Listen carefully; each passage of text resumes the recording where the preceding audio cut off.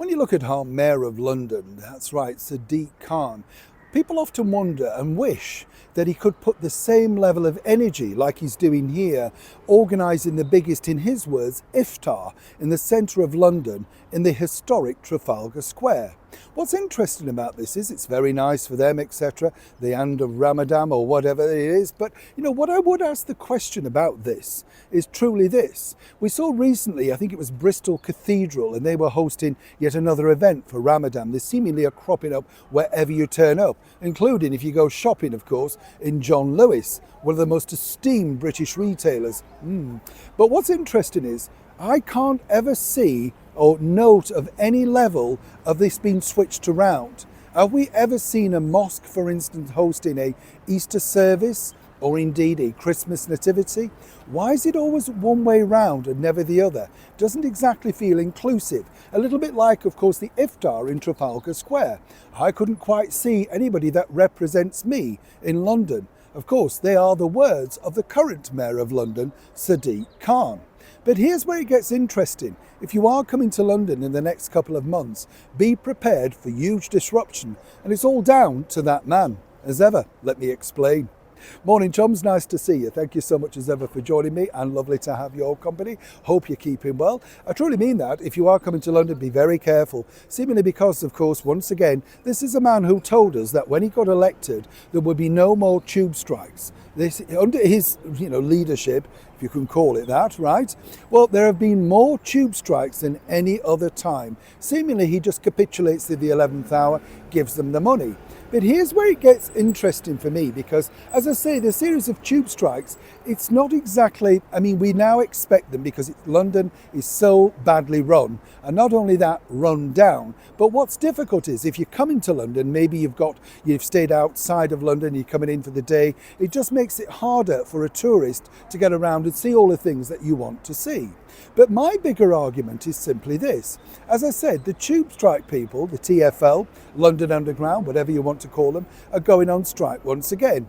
That's their prerogative. I've just been across the road here at a tube station, and what's fascinating is there are 4 staff. And I stood there for 20 minutes to watch exactly what do these 4 staff do. But what was noticeable was, well, there were 4 staff stood around. They were either on their phones, they're in their little booth, talking to someone, wandering around, the occasional interaction with a customer, but not much, right? Here again is where it's interesting. I saw 8 people just pushing through the barriers of the London Underground without paying. Naturally, I got chatting to one of the staff.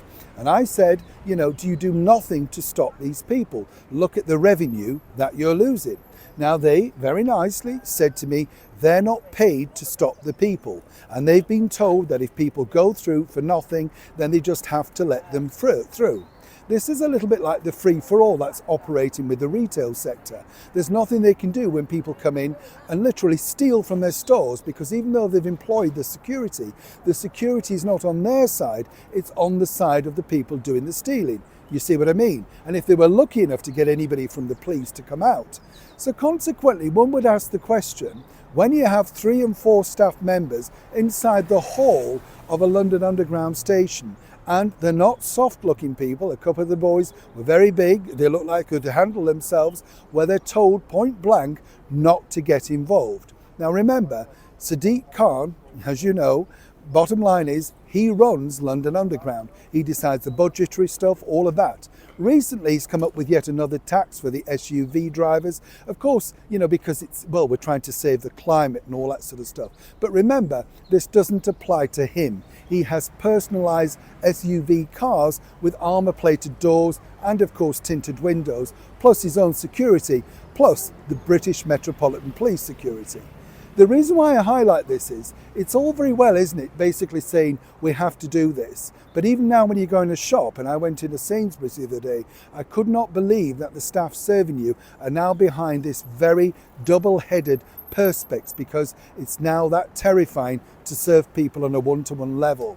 Sadiq Khan likes to tell us that it's safe. London is safe. What you're seeing is big burly staff at London tube stations told not to get involved for the fear of their own lives, but more importantly, they're going on strike. And that means that more money will be added to the law-abiding citizens that finally do pay each time they want to go on the tube. How could he possibly say London is for the better? And as I said at the start of this video, when you look at this particular picture, exactly how is that inclusive? You get the picture. Neil Sean, Hyde Park, London.